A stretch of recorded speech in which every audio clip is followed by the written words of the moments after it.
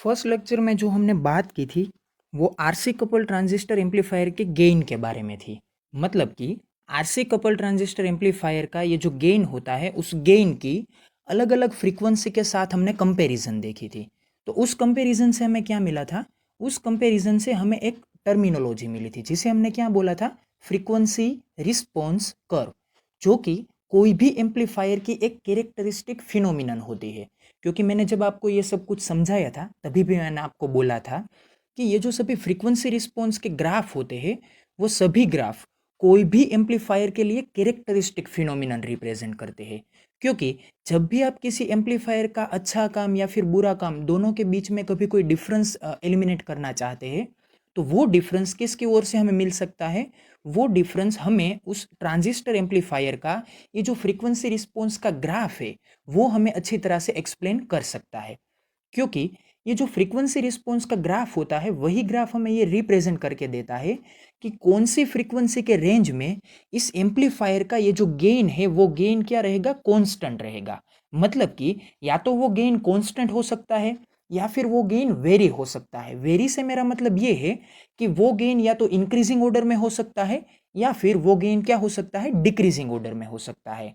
तो उसकी वजह से हम ये बात को अच्छी तरह से समझ सकते हैं कि ये जो एम्पलीफायर है वो एम्पलीफायर स्पेसिफिक कौन सी फ्रीक्वेंसी के लिए हमें अच्छी तरह से हेल्प कर सकता है।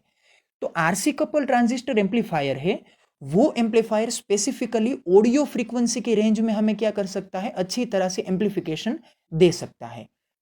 लेकिन आपको साथ में ये बात भी अच्छी तरह से माइंड करनी है कि ये जो फ्रीक्वेंसी का ग्राफ है, मतलब कि ये जो फ्रीक्वेंसी रिस्पॉन्स का एक कर्व है, उस कर्व में यूज होने वाला गेन किस टाइप का है? वो गेन है वोल्टेज गेन। और हम जानते हैं कि आरसी कपल ट्रांजिस्टर एम्पलीफायर में रजिस्टर और कैपेसिटर दोनों का यूज होता है। रजिस्टर का यूज होता है बायसिंग के लिए और कैपेसिटर का यूज होता है एज अ स्पेसिफिक एक फॉर्मेशन के लिए। मतलब कि वो एसी टाइप के सिग्नल्स को और डीसी टाइप के सिग्नल्स को कुछ अलग तरह से, मतलब कि वो उसे क्या देता है? पार्शियल बिहेवियर देता है। और उस पार्शियल बिहेवियर की वजह से क्या होता है? उस पार्शियल बिहेवियर की वजह से एसी सिग्नल उस कैपेसिटर में से पास हो जाते हैं, लेकिन डीसी सिग्नल उस कैपेसिटर में क्या हो जाते हैं? ब्लॉक हो जाते हैं। जिसकी वजह से अलग अलग फ्रीक्वेंसी के कंपैरिजन में उसी कैपेसिटर का ये जो रिएक्टेंस होता है जिसे हम क्या बोलते हैं? काईसी। काईसी का मतलब होता है कैपेसिटिव रिएक्टेंस। तो वो कैपेसिटिव रिएक्टेंस जैसे ही फ्रीक्वेंसी चेंज होती है तो उस फ्रीक्वेंसी के कंपैरिजन में उस रिएक्टेंस की वैल्यू चेंज होती है। तो उस रिएक्टेंस की वैल्यू चेंज होने की वजह से ये जो हमारा पूरा का पूरा आरसी कपल ट्रांजिस्टर एम्पलीफायर है उस एम्पलीफायर का ये जो बायसिंग पॉइंट है, उसका ये जो स्टेबिलाईजेशन का क्यू पॉइंट है, वो क्यू पॉइंट क्या होता है? वेरी होता है। जिसकी वजह से उसका रेजिस्टेंस, रिएक्टेंस, और इस रेजिस्टेंस और रिएक्टेंस की वजह से उसका टोटल इंपीडेंस क्या होता है? चेंज होता है। तो उस चेंज होने की वजह से हमारा ओवरऑल गेन भी चेंज होता है। मतलब कि जैसे जैसे फ्रीक्वेंसी चेंज होती है तो उस फ्रीक्वेंसी से क्या चेंज होता है? रिएक्टेंस चेंज होता है। उस रिएक्टेंस से क्या चेंज होता है? रिएक्टेंस से रेजिस्टेंस और रिएक्टेंस दोनों का कॉम्बिनेशन बन के उसका आउटपुट और इनपुट का पोटेंशियल का ड्रॉप चेंज होता है। और उस पोटेंशियल के ड्रॉप की वजह से उसका क्या चेंज होता है? गेन चेंज होता है। क्योंकि वोल्टेज गेन हो, पावर गेन हो, कोई भी गेन हो, सभी गेन किसकी प्रॉपर्टी के ऊपर डिपेंडेंट रहते हैं? वो डिपेंडेंट होते हैं output property upon input property. अगर आप वोल्टेज गेन लेना चाहते हैं तो वहां पे आपको किसका यूज करना पड़ेगा? Output voltage upon input voltage. तो ये जो आउटपुट और इनपुट जो ये वोल्टेज होते हैं वो वोल्टेज किसकी वजह से ड्रॉप होते हैं? वो वोल्टेज रेजिस्टेंस या फिर रिएक्टेंस की वजह से क्या होते हैं? प्रोड्यूस होते हैं। तो ये जो रेजिस्टेंस है वो तो स्पेसिफिकली रजिस्टर की वजह से प्रोड्यूस होता है, लेकिन ये जो रिएक्टेंस है वो रिएक्टेंस कौन प्रोड्यूस करके देता है? वो हमें प्रोड्यूस करके देता है इनपुट का कैपेसिटर जिसे हम बोलते हैं सी इन। और दूसरा कौन सा कैपेसिटर हमें वो रिएक्टेंस प्रोड्यूस करके दे सकता है? वो दे सकता है हमें कपलिंग कैपेसिटर सी सी। तो ये जो दोनों कैपेसिटर है वो एक एक है इनपुट में, दूसरा है आउटपुट में। तो ये जो दोनों कैपेसिटर है वो अलग अलग फ्रीक्वेंसी के अकॉर्डेंस में अलग अलग गेन रिप्रेजेंट करके देते हैं। तो इसकी वजह से हमें समझना बहुत ही इंपॉर्टेंट हो जाता है कि अगर लो फ्रीक्वेंसी होती है तो गेन का किस टाइप का बिहेवियर हमें मिलता है, अगर मिडिल फ्रीक्वेंसी होती है तो उस फ्रीक्वेंसी की रेंज में हमें गेन किस तरह से बिहेवियर देता है, और ये जो बची हुई हमारी लार्जर फ्रीक्वेंसी है, मतलब कि हायर रेंज की फ्रीक्वेंसी है, उस फ्रीक्वेंसी के रेंज में हमें गेन किस तरह से रिप्रेजेंटेशन में मिलता है। तो हमने अलग अलग तरह से डिस्कशंस किया था कि ये जो आरसी कपल ट्रांजिस्टर एम्पलीफायर है, वो ट्रांजिस्टर एम्पलीफायर अपने पूरे फ्रीक्वेंसी रिस्पॉन्स के कर्व को अलग अलग 3 पोर्शंस में रिप्रेजेंट करता है।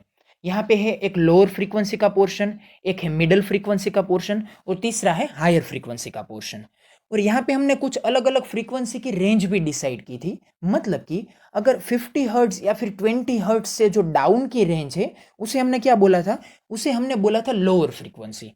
फिर 20 हर्ट्ज से लेकर 20 किलो हर्ट्ज या फिर 50 हर्ट्ज से लेकर 20 किलो हर्ट्ज, तो ये जो मिडल की फ्रीक्वेंसी है, उसे हमने क्या बोला था, उसे हमने बोला था ऑडियो फ्रीक्वेंसी रेंज। मतलब कि इस फ्रीक्वेंसी को हमारे ये जो अर्स है वो उसे क्या कर सकते हैं, सुन सकते हैं, जिसकी वजह से हमने उस फ्रीक्वेंसी को क्या बोला है, उसे हमने बोला है ऑडियो फ्रीक्वेंसी रेंज। और उनसे आगे की फ्रीक्वेंसी मतलब कि मोर देन 20 किलो हर्ट्ज, तो ये जो हायर फ्रीक्वेंसी है, उस फ्रीक्वेंसी के ऊपर भी हमने गेन का अलग बिहेवियर देखा था। तो इस लेक्चर में हमें क्या देखना है, इस लेक्चर में हमें देखना है कि ये जो अलग अलग फ्रीक्वेंसी के साथ साथ गेन का अलग अलग बिहेवियर आता है, वो बिहेवियर किस वजह से आता है, मतलब कि इसके पीछे छुपे हुए इस इलेक्ट्रॉनिकल रीजन को अभी हमें देखना है। तो आगे हम बात करते हैं कि अलग अलग फ्रीक्वेंसी के साथ साथ ये जो अलग अलग गेन है, वो गेन किस तरह से वेरी होते हैं। यहाँ पे आप देख सकते हैं कि ये जो फ्रीक्वेंसी रिस्पॉन्स का कर्व है, उस कर्व में यहाँ पे ये जो पोर्शन है उसे हमने क्या बोला है, लो फ्रीक्वेंसी रेंज।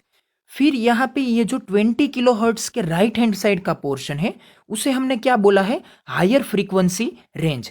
मतलब कि इस पोर्शन में ये जो फ्रीक्वेंसी है, उस फ्रीक्वेंसी की वैल्यू 20 किलो हर्ट्ज से क्या है, बहुत ही ज्यादा है। लेकिन ये लोअर और हायर दोनों के बीच का ये जो पोर्शन है, उसे हमने क्या बोला है, एम। एम से मेरा मतलब है मिडिल रेंज की फ्रीक्वेंसी।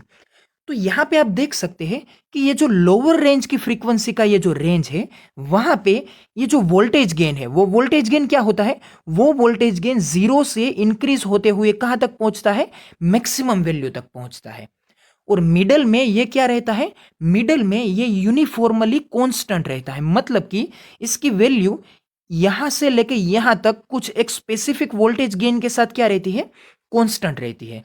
लेकिन after the value of 20 kilohertz ये जो गेन है, वो गेन क्या होने लगता है, वो गेन रिड्यूस होने लगता है। मतलब कि ये जो ग्राफ है वोल्टेज गेन का, वो वोल्टेज गेन का ग्राफ क्या होता है, डिक्रीज होने लगता है। तो यहां पे फर्स्ट पोर्शन में आया इंक्रीजिंग ऑर्डर, मिडल में आया कांस्टेंट पोर्शन और लास्ट में क्या आया, डिक्रीजिंग ऑर्डर। तो यहां पे हमें यह समझना है कि ये जो पहले इंक्रीजिंग, बाद में मिडल में ये जो कांस्टेंट का पोर्शन और लास्ट में क्या आया, लास्ट में आया डिक्रीजिंग ऑर्डर।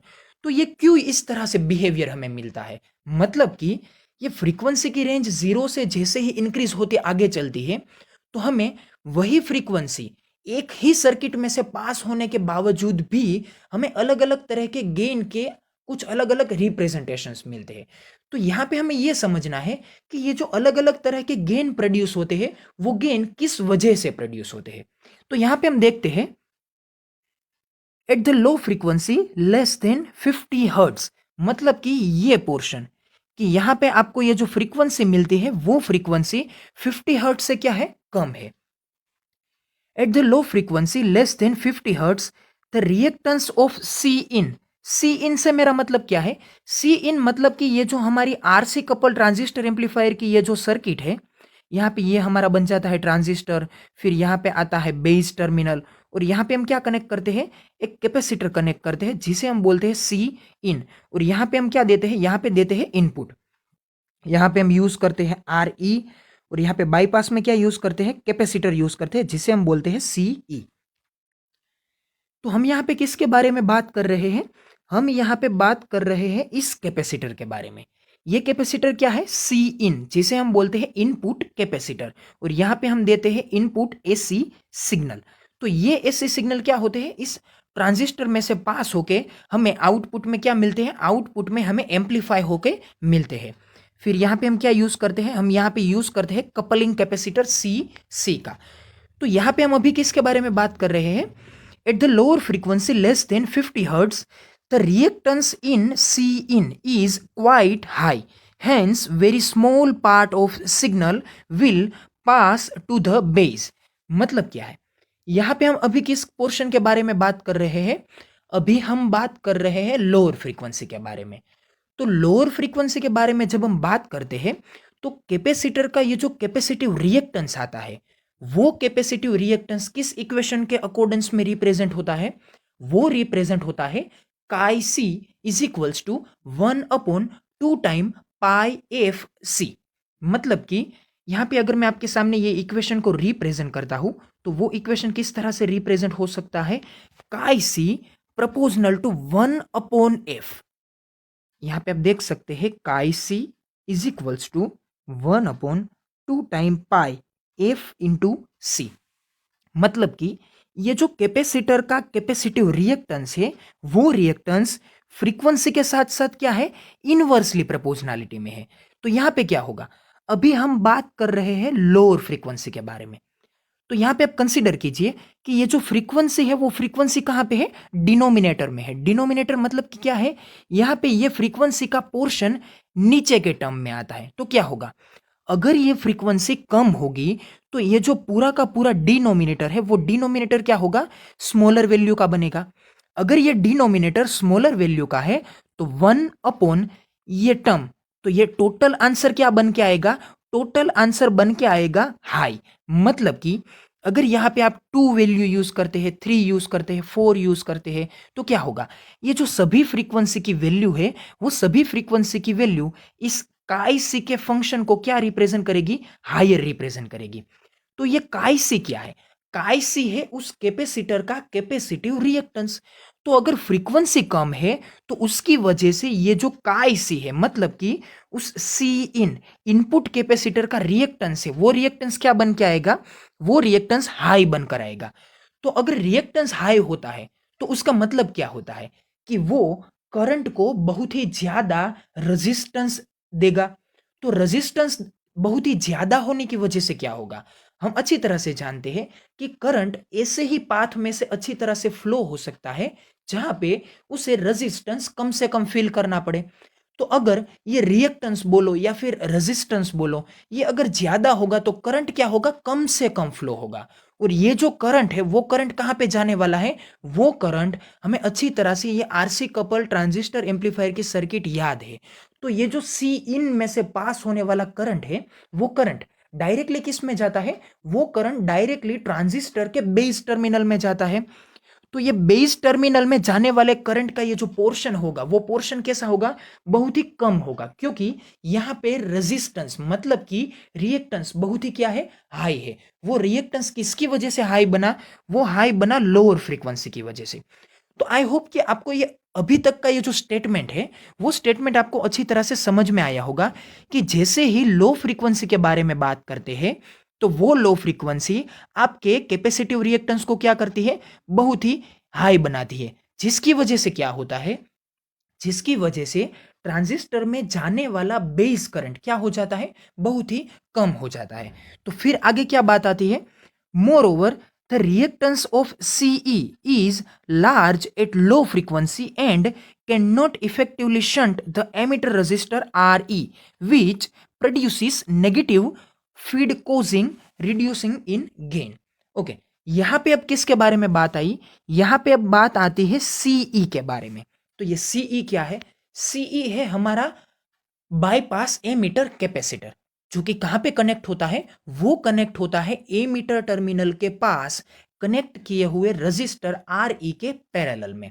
तो यहां पे हमें फिर से याद करना है कि वो बाईपास रजिस्टर किसके लिए यूज होता है। यहां पे मैं आपको थोड़ा अच्छी तरह से रिप्रेजेंट करके दे देता हूं। ये जो हमारा ट्रांजिस्टर है उस ट्रांजिस्टर का ये क्या है? Ammeter terminal. यहां पे हम क्या यूज करते हैं? R E register. और उस आर ई रजिस्टर के बाईपास में हम क्या यूज करते हैं? सीई कैपेसिटर, जिसे हमने क्या बोला था? Coupling, sorry, bypass capacitor. Okay, तो यहां पे क्या होता है? जैसे ही यहां पे ए मीटर के पास ये कैपिटल आई कैपिटल ई और स्मॉल आई स्मॉल ई, मतलब कि ये कैपिटल आई कैपिटल ई का मतलब क्या है? DC current. क्योंकि जब भी हम कोई कैपिटल लेटर्स लिखते हैं तो उसका मतलब ये होता है कि ये जो करंट रिप्रेजेंट करता है वो करंट कैसा है? वो करंट है डीसी टाइप का। लेकिन यहां पे मैंने दोनों लेटर्स कैसे लिख रखा है? दोनों लेटर स्मॉल है। तो इसका मतलब क्या हुआ? ये किसको रिप्रेजेंट करता है? ये रिप्रेजेंट करता है एसी करंट को। तो यहां पे क्या होता है? जब कोई एम्पलीफायर सर्किट अपने ऑपरेशन में होती है, ऑपरेशन से मेरा मतलब ये है कि ये वर्किंग मोड में होती है, तो इस सर्किट में डीसी और एसी दोनों करंट क्या होते हैं? फ्लो होते हैं। तो इसकी वजह से क्या होगा कि यहाँ पे ए मीटर टर्मिनल के पास कुछ इस तरह का डीसी करंट भी होगा और कुछ इस तरह का एसी करंट भी होगा।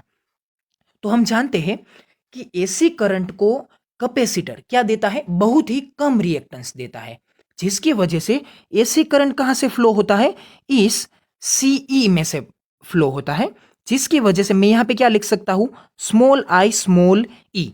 लेकिन ये जो आर ई रजिस्टर है, वो आर ई रजिस्टर इस डीसी सिग्नल को क्या करता है? अपने आप में से फ्लो होने देता है। क्यों? क्योंकि ये जो कैपेसिटर है, कौन सा कैपेसिटर? Bypass capacitor. ये बाईपास कैपेसिटर डीसी करंट को तो ब्लॉक कर देता है, क्योंकि डीसी करंट को वो क्या देता है? बहुत ही हाई रिएक्टेंस प्रोवाइड करता है, जिसकी वजह से डीसी करंट कभी भी उस बाईपास कैपेसिटर में से फ्लो नहीं हो सकता है। तो डीसी करंट को फ्लो होने के लिए उसके पास सिर्फ एक ही रास्ता बचता है। वो कौन सा रास्ता है उसके पास? वो रास्ता है आर ई रजिस्टर का रास्ता, जिसकी वजह से ये जो डीसी करंट है वो कहां से फ्लो होता है? वो फ्लो होता है आर ई में से। लेकिन यहां पे ये जो सभी बात का कंक्लूजन है, वो कंक्लूजन क्या निकल के आता है? कंक्लूजन ये निकल के आता है कि डीसी करंट ऑलवेज कौन से पाथ में से फ्लो होता है? वो आर ई रजिस्टर में से फ्लो होता है। लेकिन ये जो एसी करंट है, वो एसी करंट किस में से फ्लो होता है? वो एसी करंट सीई कैपेसिटर में से फ्लो होता है। लेकिन आपको अच्छी तरह से याद रखना है कि अगर उस एसी सिग्नल की फ्रीक्वेंसी बहुत ही ज्यादा होगी तो ही उसका कैपेसिटिव रिएक्टेंस काई सी प्रोपोर्शनल टू 1/f, इस इक्वेशन के अकॉर्डेंस में अगर ये फ्रीक्वेंसी बहुत ही ज्यादा होगी तो क्या होगा? तो इसकी वजह से ये काई से क्या होगा? रिड्यूस होगा। तो काई से रिड्यूस होने की वजह से क्या होता है?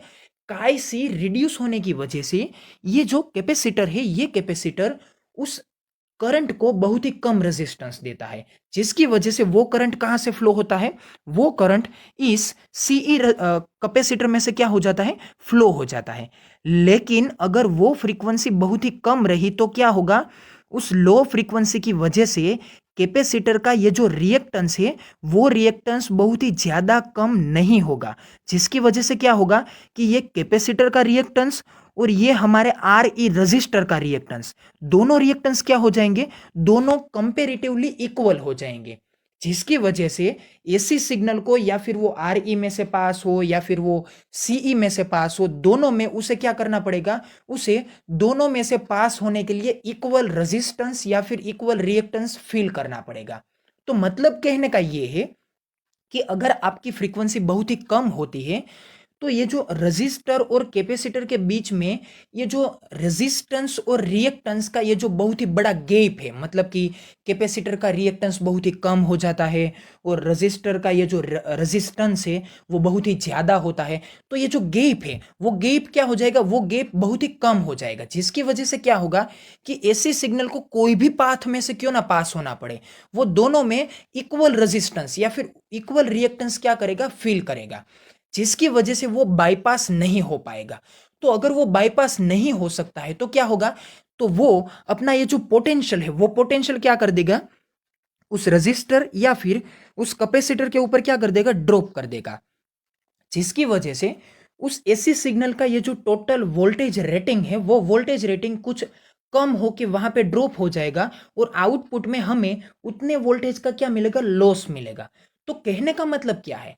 जिस तरह से हम इनपुट में अगर लो फ्रीक्वेंसी होने की वजह से सी इन मतलब कि इनपुट कैपेसिटर का रिएक्टेंस हाई अच्छी तरह से कैलकुलेट करते हैं, तो उसकी वजह से क्या हो जाता है?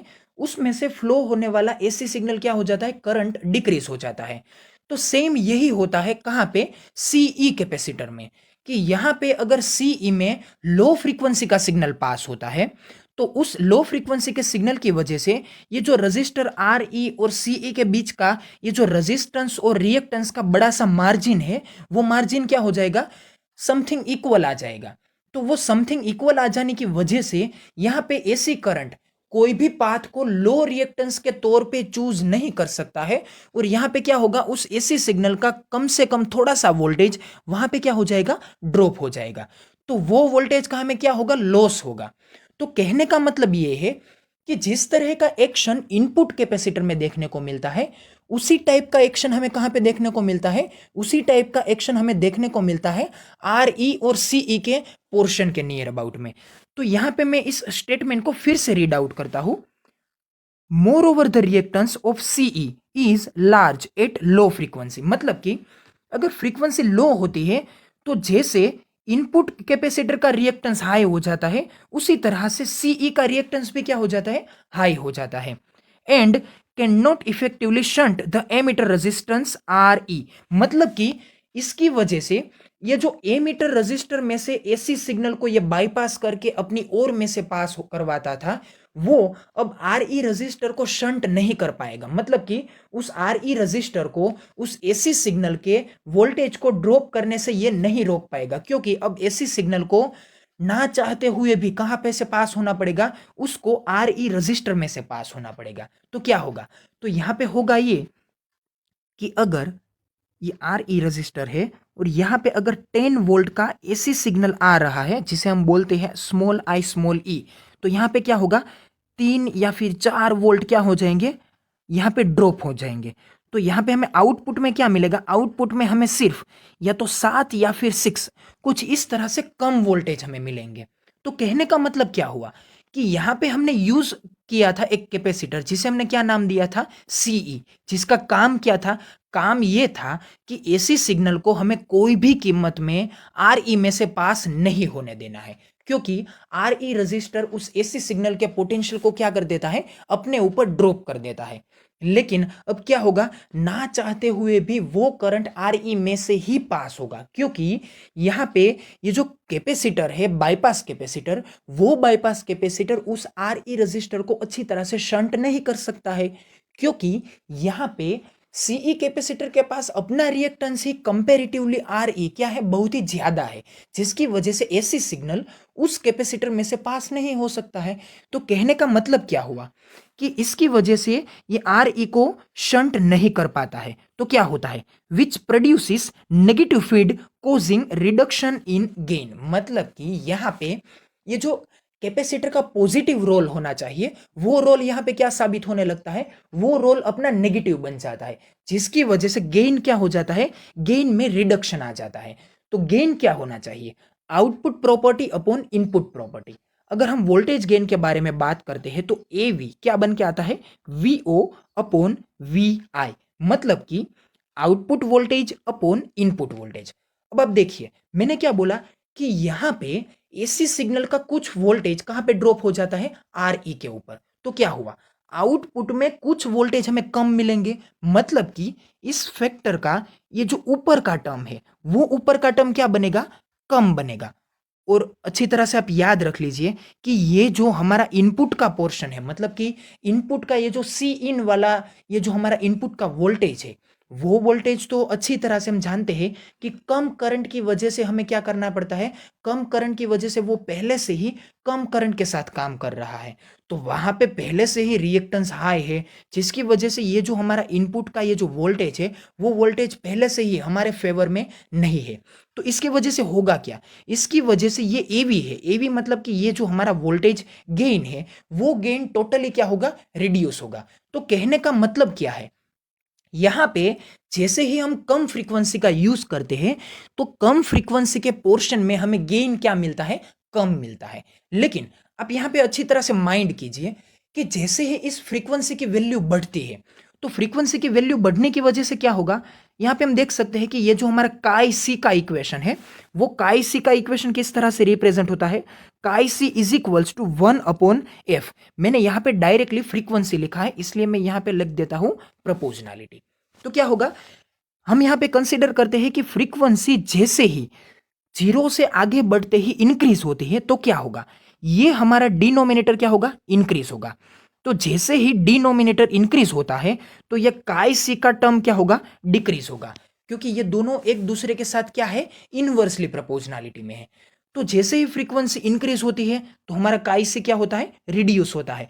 तो जैसे ही काई सी रिड्यूस होता है तो क्या होगा, करंट ज्यादा फ्लो होने लगा।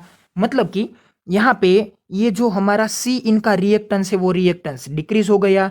डिक्रीज होने की वजह से ये जो स्मॉल पोर्शन में करंट फ्लो होता था वो करंट अब क्या होगा, हायर पोर्शन में फ्लो होने लगेगा, जिसकी वजह से क्या होगा, बेस में ज्यादा करंट जाएगा। अगर बेस में ज्यादा करंट जाता है तो इसी टाइप का फंक्शन कहाँ पे लागू होने लगेगा, वो फंक्शन लागू होगा सीई और आर ई के कॉम्बिनेशन में। तो क्या होगा यहाँ पे एसी सिग्नल जो कि आर ई में से पास होने के लिए मजबूर था वो अब सीई में से पास हो सकता है, क्योंकि सीई का रिएक्टेंस कुछ फ्रीक्वेंसी इंक्रीज होने की वजह से क्या हो जाएगा, वो कम हो जाएगा। तो वो रिएक्टेंस कम होने की वजह से हमें क्या बेनिफिट मिलेगा, अब ये जो एसी सिग्नल आर ई में से पास होके अपना वोल्टेज वहां पे ड्रॉप करता था वो वोल्टेज अब वहां पे ड्रॉप नहीं होगा। वो कहां से अब फ्लो हो सकता है, वो फ्लो हो सकता है कैपेसिटर में से। और कैपेसिटर तो उस वोल्ट को अपने ऊपर ड्रॉप करने वाला नहीं है, क्योंकि कैपेसिटर कम से कम रिएक्टेंस प्रोवाइड करने वाला है। तो यहाँ पे ओवरऑल हमें बेनिफिट क्या मिलता है, ओवरऑल बेनिफिट हमें यह मिलता है कि जैसे ही फ्रीक्वेंसी इंक्रीज होती है तो हमारा ये जो गेन का टर्म होता है वो टर्म भी क्या होता है, वो गेन का टर्म भी हमारे लिए अच्छी तरह से इंक्रीज होने लगता है।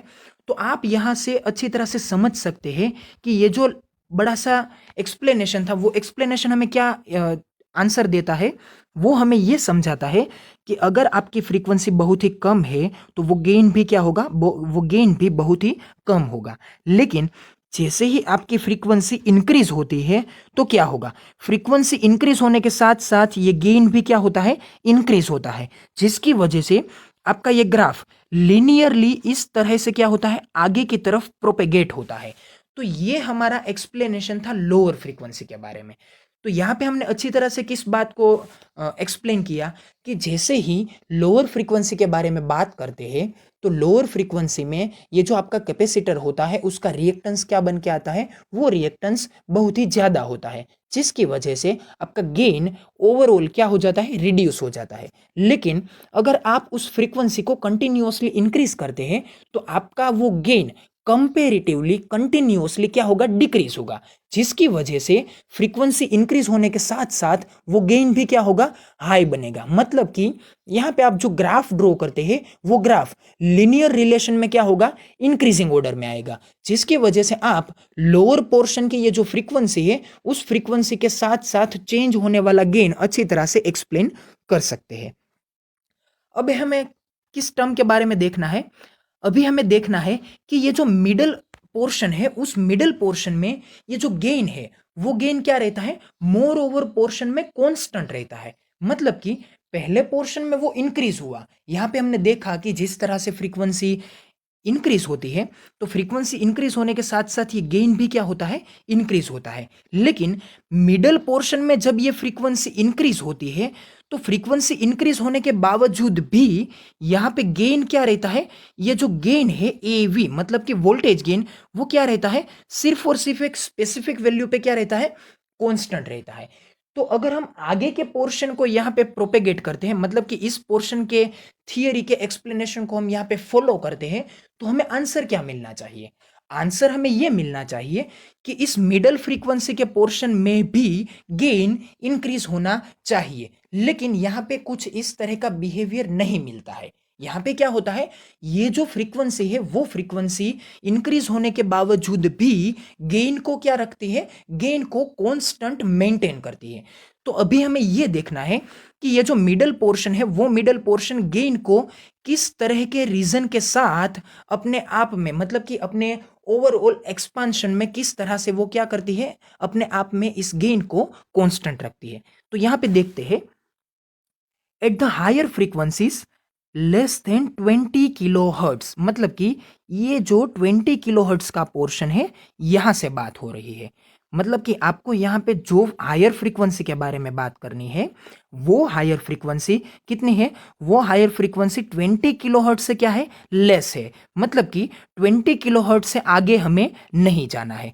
लेकिन यहाँ पे आपको याद रखना है कि यहाँ पे हमने ये जो लोअर फ्रीक्वेंसी के बारे में बात की थी, वो lower frequency less than 50 hertz थी। मतलब कि यहाँ पे ये जो बात होने वाली हायर फ्रीक्वेंसी है, वो कौन सी है? वो है 50 हर्ट्ज से ज्यादा वाली। मतलब कि यहाँ पे आपको कहाँ पे जाना है? 50 हर्ट्ज से कुछ आगे जाना है। तो 50 हर्ट्ज से आप आगे जा रहे हैं, और ये जो 20 किलो हर्ट्ज का पोर्शन है, उस 20 किलो हर्ट्ज के पोर्शन से आप कहाँ पे रहने वाले हैं? उनसे आप नीचे रहने वाले हैं।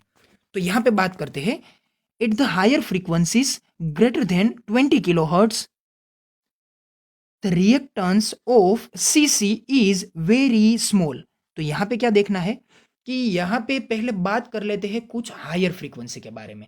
मतलब कि यहाँ पे हमें किस टर्म के बारे में देखना है? पहले यहाँ पे हमने क्या देखा? यहाँ पे देखा कि ये लोअर फ्रीक्वेंसी है, ये क्या है? हायर फ्रीक्वेंसी है। लेकिन ये जो मिडल फ्रीक्वेंसी है, उस मिडल फ्रीक्वेंसी में तो गेन क्या रहता है? कांस्टेंट रहता है।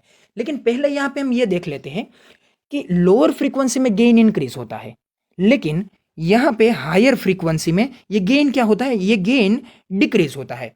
तो पहले इंक्रीज और डिक्रीज दोनों को कंपेयर कर लेते हैं। बाद में हम क्या देते हैं? बाद में हम इस मिडल पोर्शन में कांस्टेंट रहने वाली फ्रीक्वेंसी के बारे में बात करते हैं। तो यहां पे हम किसके बारे में पहले देख लेते हैं?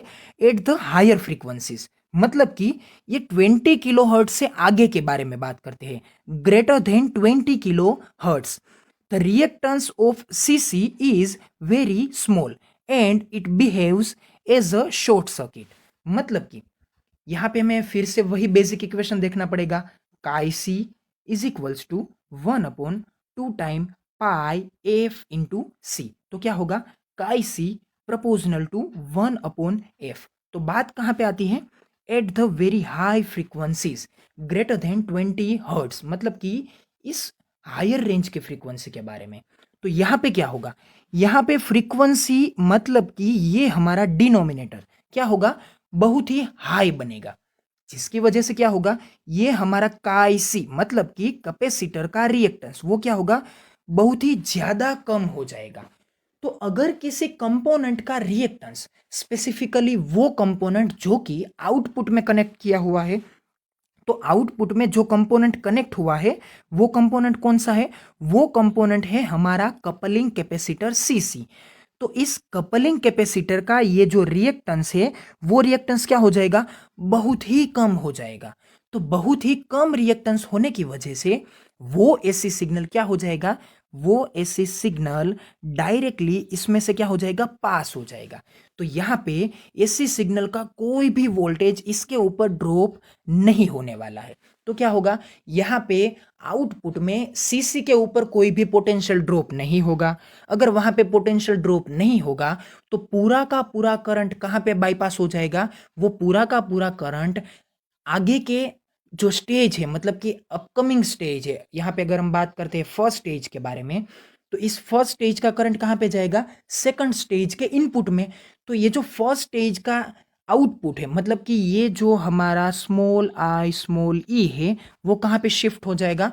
वो शिफ्ट हो जाएगा अपकमिंग स्टेज में पूरा का पूरा, क्योंकि यहाँ पे कपलिंग कैपेसिटर के ऊपर कोई भी पोटेंशियल ड्रॉप नहीं होने वाला है। तो इसकी वजह से यहाँ पे वोल्टेज का कोई भी लॉस नहीं होगा। अगर यहाँ पे वोल्टेज का कोई भी लॉस नहीं होता है, तो यहाँ पे एक्स्ट्रा लोडिंग इफेक्ट जनरेट होने का कोई भी रीजन हमें देखने को नहीं मिलता है। तो ये मैक्सिमम करंट कहाँ पे बाईपास हो जाएगा? वो मैक्सिमम करंट ट्रांसफर हो जाएगा अपकमिंग स्टेज में। तो इसकी वजह से क्या होगा? तो इसकी वजह से हम यहाँ पे रीड करते हैं, at the very high frequencies greater than 20 kilohertz, the reactance of CC is very small and it behaves as a short circuit. Short circuit से मतलब क्या है? कि ये करंट को कोई भी पोर्शन में रोकेगा नहीं, अपने आप में से सभी करंट को विदाउट एनी कोई रिस्ट्रिक्शन वो क्या कर देगा? पास होने देगा। तो इसकी वजह से हम इसे क्या बोल सकते हैं? Short circuited. Increases the loading effect, hence the gain will be produced. तो यहाँ पे लोडिंग इफेक्ट क्या होता है?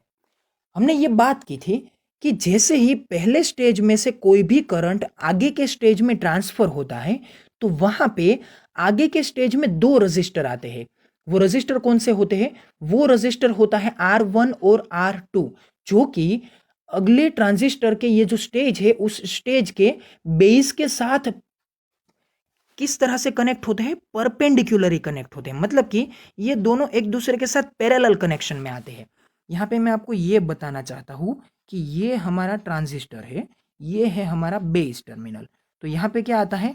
R1 रजिस्टर, और यहाँ पे क्या आता है? R2 register. यहाँ पे हम क्या यूज करते हैं? सी इन। लेकिन अगर हम कंसीडर करते हैं कि ये हमारा सेकेंड स्टेज है तो क्या होगा?